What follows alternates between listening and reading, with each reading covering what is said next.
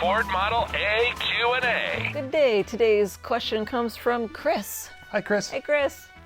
So he's kind of talking about some things here. He's been watching for a while. He's 24, so that's very cool that he's into Model A's. He's commented on some of your videos. He says it's really nice because you answer a lot of them. Very awesome. He's hoping to get a Model A one day. He's waiting for the prices to come down a little. He's noticing that they are coming down a little bit, so that's good.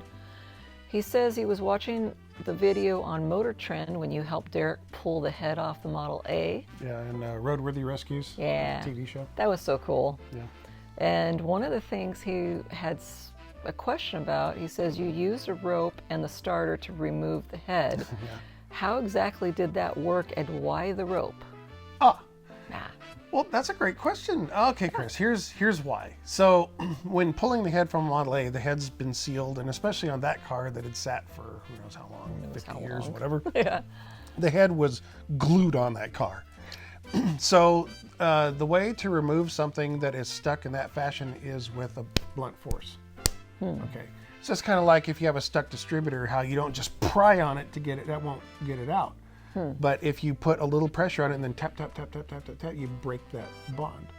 So that's essentially kind of what you have to do to get the head off of the top of the engine block. So what I do is I rotate the engine so that the number 1 and number 4, that's the piston in the very front, piston in the very back, are all the way down.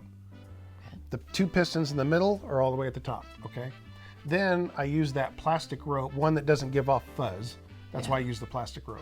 I don't want to use a hemp rope and leave fuzz all inside the engine. So I use that polyurethane or whatever it is, ski rope stuff, and I shove it down the spark plug holes and I fill the cylinders with rope.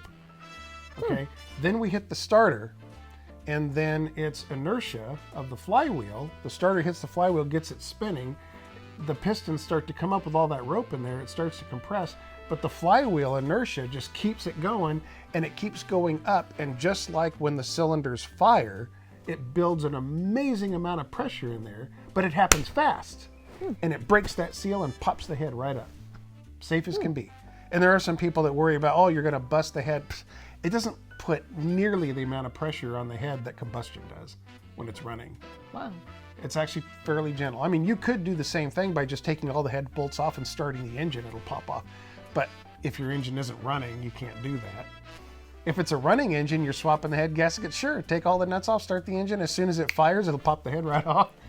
But you don't want to pop it all the way. It's not going to fly up and hit the ceiling, right? You only want it to just break that seal. Yeah. And then you get to lift it off gently, which is what we did in the TV show. Yeah. And Derek was amazed. Keep those Model A's driving for generations to come.